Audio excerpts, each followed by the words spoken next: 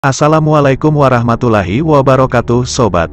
Pada hari ini saya akan membahas raja-raja yang menjabat saat usia muda, bahkan ada yang dari bayi sudah jadi raja.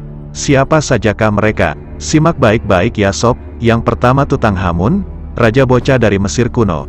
Daftar raja termuda dalam sejarah belum lengkap tanpa menyebut Fir'aun Tutankhamun, raja bocah dari Mesir kuno. Fir'aun ke-11 dari dinasti ke-18 Mesir kuno.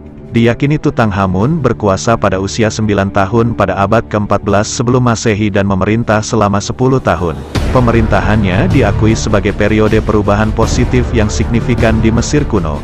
Ia melakukan pembalikan reformasi yang dibawa oleh ayahnya yang tidak populer, Raja Sesat Akhenaten. Akhenaten telah membuat perubahan besar pada masyarakat Mesir dengan menjadikan dewanya, Aten, dewa utama Mesir. Akhenaten menempatkan dirinya sebagai pusat pemujaan.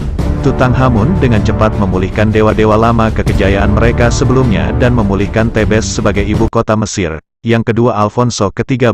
Alfonso ke-13 lahir di Istana Kerajaan Madrid pada tanggal 17 Mei tahun 1886, 6 bulan setelah kematian ayahnya. Begitu lahir, Alfonso langsung menjadi raja. Menurut cerita, Alfonso yang baru dilahirkan itu dibawa di atas nampan perak, bertemu dengan Perdana Menteri Spanyol, Praxedes Mateo Sagasta. Alfonso kemudian harus menunggu sampai dia berusia 16 tahun sebelum dia benar-benar dapat mengambil alih kekuasaan. Yang ketiga John pertama dari Perancis dan Navarre. John pertama lahir pada tanggal 15 November tahun 1316.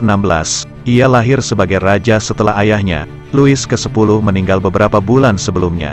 John adalah satu-satunya raja Prancis yang memiliki gelar tersebut sejak lahir. Ia juga merupakan satu-satunya yang menyandang gelar tersebut sepanjang hidupnya.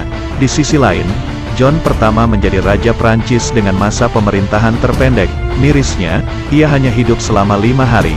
Karena dia hanya memerintah selama 5 hari, tidak banyak yang bisa dikatakan tentang John yang malang. Penyebab kematiannya tidak dicatat. Eropa abad pertengahan memiliki angka kematian anak yang sangat tinggi.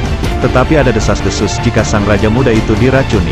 Banyak orang mendapatkan banyak keuntungan dari kematiannya, tidak terkecuali pamannya Philip kelima dari Prancis. Sang paman kemudian naik tahta menggantikannya.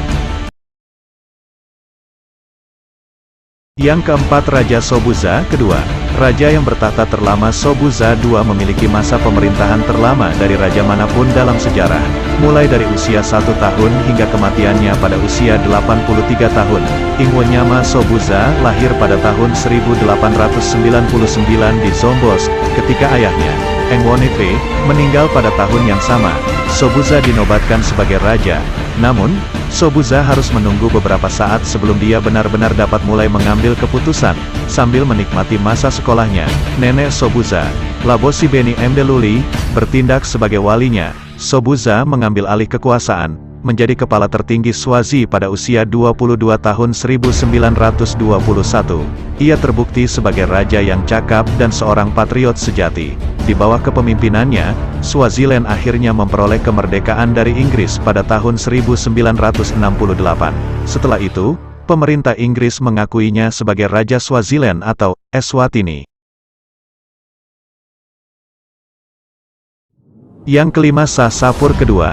Raja termuda yang dimahkotai sebelum lahir. Rekor raja termuda dalam sejarah mungkin jatuh ke Sapur kedua, Kaisar Kekaisaran Sasanian Persia, 309 Masehi hingga 379 Masehi. Sebagai raja termuda, Sapur kedua menjadi raja yang paling lama memimpin dalam sejarah Iran. Raja ke-10 dari Kekaisaran Sasanian ini memerintah selama 70 tahun. Yang lebih mengesankan adalah fakta bahwa dia memerintah seumur hidupnya. Tulis Robbie Mitchell di laman Ancient Origins. Dari saat dilahirkan sampai meninggal, Sapur kedua adalah raja. Mengapa dia dinobatkan begitu muda? Ayah Sapur, Hormizd kedua, meninggal pada tahun 309 Masehi. Posisi raja kemudian diisi oleh putranya, Adur-Narseh.